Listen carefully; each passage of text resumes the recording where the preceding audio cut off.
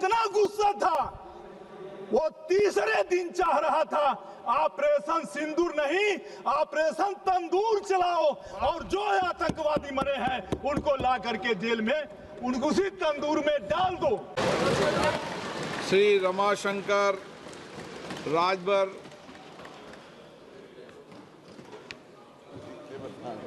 रुके आ जाएगा चलिए बोलिए। आभारी हूँ अध्यक्ष जी।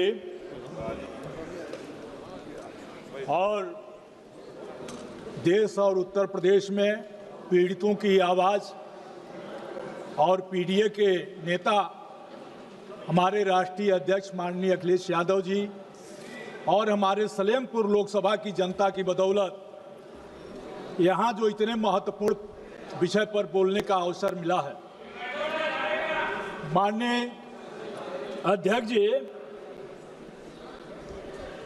सबसे पहले तो मैं उन बहनों से माफी मांगता हूं जिन बहनों के सुहाग उजड़े और पहलगाम में हम उसको बचा नहीं पाए। मैं अपने सेना के पराक्रम पर गौरव और घमंड करता हूं अध्यक्ष महोदय। वहीं हम इस घटना में जो पर्यटक निर्दोष मारे गए उनको नमन करता हूं, जो हमारे सेना के जवान शहीद हुए उसको भी नमन करता हूं। अध्यक्ष जी, हमारे पूर्वांचल में एक कहावत है कि आकाश बांधो पाताल बांधो, कम से कम अपनी टाटी तो बांधो। यह सरकार आकाश बांध रही है, पाताल बांध रही है, लेकिन अपनी टाटी नहीं बांध रही है। यह साबित करता है कि अपनी टाटी अगर बंधी होती तो सैकड़ों किलोमीटर दूर से आतंकवादी हमारे घर में आता, पर्यटकों को मारता और भाग नहीं जाता। हमारे नेता पूर्व रक्षा मंत्री स्वर्गीय मुलायम सिंह यादव जी, सुभाष चंद्र बोस के बाद देश में किसी एक नेता को नेताजी कहा गया तो वह स्वर्गीय मुलायम सिंह यादव जी थे। सभापति महोदय, उन्होंने इस सदन में कहा था, भारत को किसी के दबाव में नहीं, अपने स्वाभिमान के बल पर चलना चाहिए। चाहे अमेरिका हो, चीन हो या पाकिस्तान हो, भारत को झुकना नहीं चाहिए। अमेरिका के साथ हमारे रिश्ते रणनीतिक हैं, लेकिन हमें यह ध्यान रखना होगा कि सहयोग की कोई बात, सहयोग की कोई भी शर्त बराबरी, आत्मसम्मान और पारदर्शिता के आधार पर ही हो। आज जो हुआ, मैं उसी कुछ सवालों पर आपसे कहना चाहता हूं। हमारे घरेलू नीति और विदेशी नीति कैसी होनी चाहिए? जवान की सीमा सुरक्षित हो, किसान का खेत सुरक्षित हो और गरीब का पेट सुरक्षित हो, ये हमारी नीतियां होनी चाहिए। लेकिन हुआ क्या? जो सवाल सामने उठकर आए, मैं कहना चाहता हूं, माननीय रक्षा मंत्री जी ने इसी सदन में कहा है कि हमने 100 आतंकवादियों को मारा।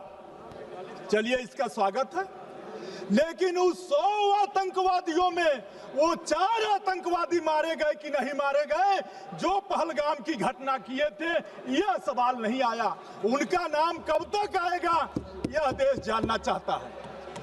घटना 22 को होती है, 22 अप्रैल को। सभापति महोदया, 22 को घटना होती है। ऑपरेशन सिंदूर 17 दिन बाद होता है। होगी कोई परिस्थिति? देश क्या चाहता था? आतंकवादियों की मंशा कितनी खराब थी?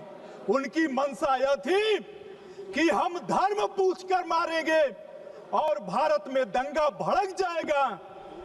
और पूरे देश के लोगों को मैं बधाई देता हूं कि आतंकवादियों के मंसूबों को नाकाम किया, और हिंदू मुस्लिम सब लोगों ने मिलकर के आतंकवादियों के इस नापाक इरादे को पर लगाम लगाया।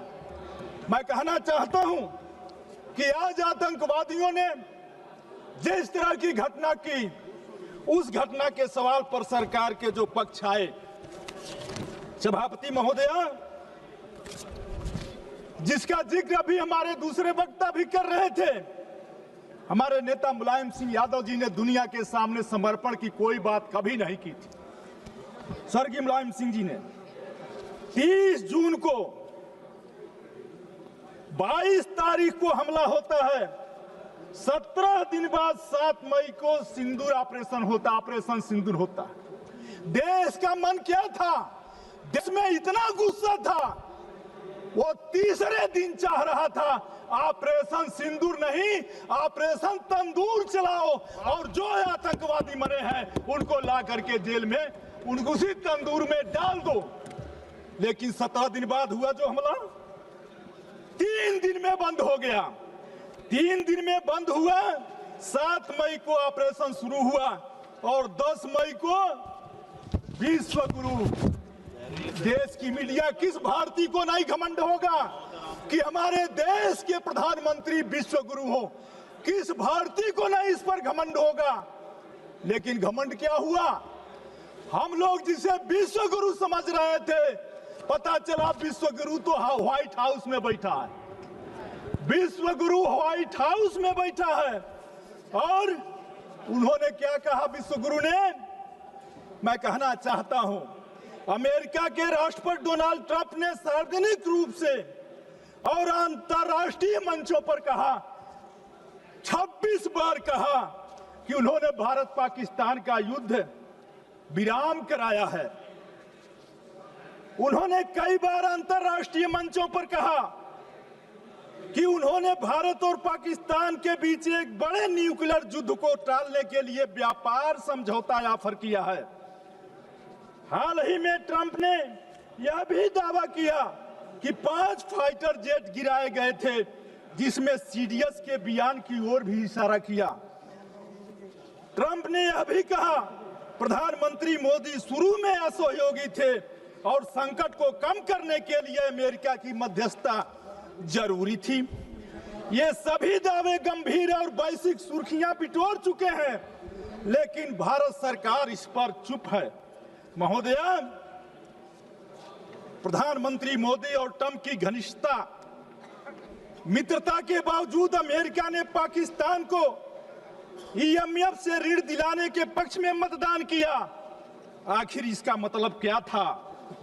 पहलगाम हमले के कुछ ही हफ्तों बाद राष्ट्रपति ट्रंप द्वारा पाकिस्तान के सेना प्रमुख असीम मुनीर को आमंत्रित करना एक आतंक समर्थक संस्था को वैश्विक वैधता देने जैसा था और भारत सरकार राष्ट्रीय शोक के समय भी पाकिस्तान को अलग थलग करने में विफल रही।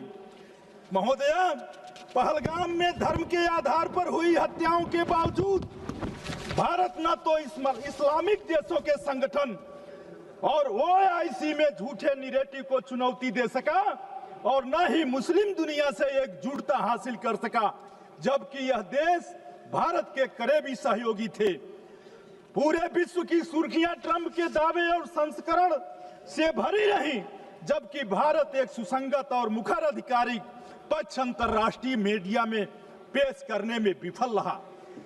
महोदया, क्वाड जैसे मंचों पर अहम भागीदार होने और रणनीतिक साझेदारी के बावजूद भारत अमेरिका को पाकिस्तान की सैन्य लीडरशिप को वैश्विक वैधता देने से नहीं रोक सका।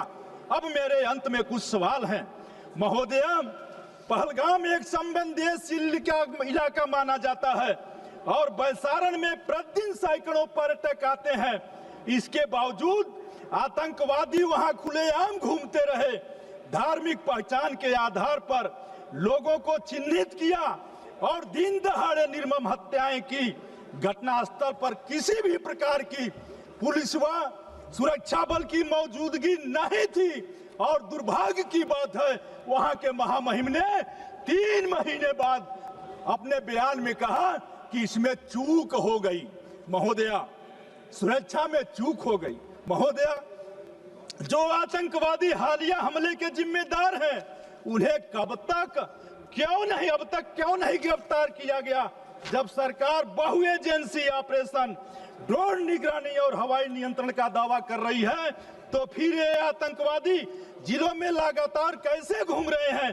क्या सरकार जमीनी स्तर पर लोकेशन नेटवर्क और स्लीपर सेल्स को रोकने में नाकाम रही? महोदया, वो भी भारत ने हमेशा यह स्पष्ट किया है कि पाकिस्तान के साथ हमारे मसले द्विपक्षीय हैं और किसी तीसरे की मध्यस्थता स्वीकार नहीं की जा सकती। ट्रंप का दावा यह दर्शाता है कि मोदी सरकार ने अमेरिका के हस्तक्षेप की अनुमति दी, जो 1972 के शिमला समझौते के बाद से भारत के अस्थायी नीति के खिलाफ है। महोदया, अगर ट्रंप की बात सही है तो इसका मतलब है कि भारत ने अपने सैन्य और कूटनीतिक फैसलों की स्वतंत्रता खो दी। क्या भारत ने अमेरिका के कहने पर युद्ध विराम स्वीकार किया?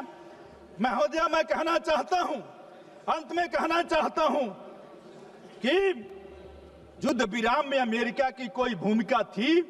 क्या वास्तव में फाइटर जेट गिराए गए थे? भारतीयों को ये बातें अपने प्रधानमंत्री से क्यों नहीं सुनने को मिली? ट्रंप से सुनने के लिए क्यों मिली?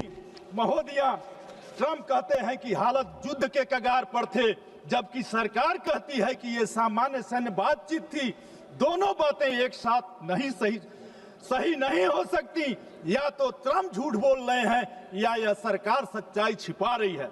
महोदया, ट्रंप की टिप्पणियां हमारे सेना की पेशेवर योग्यता को कम करके आंकती है, ऑपरेशन सिंदूर को गलत रूप से पेश करती है। अगर वास्तव में कोई जेट गिराए गए तो जनता को बताया जाना चाहिए। अगर ऐसा नहीं हुआ तो सरकार की रिकॉर्ड ठीक क्यों नहीं कर रही है?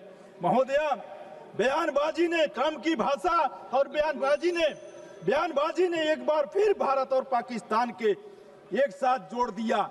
इसलिए मैं अंत में कहना चाहता हूं कि सारे कुछ हो जाने के बाद अगर हमारा हमला सही था तो फिर दुनिया के 32 देशों में 59 सदस्य प्रतिनिधि मंडल गया। अगर हमारा ऑपरेशन सही था तो फिर दुनिया में क्यों हम गए थे? और अगर गए थे तो उससे क्या लाभ हुआ, यह मैं आपसे जानना चाहता हूं। इन्हीं शब्दों के साथ आपने समय दिया, बहुत बहुत धन्यवाद, बहुत बहुत धन्यवाद।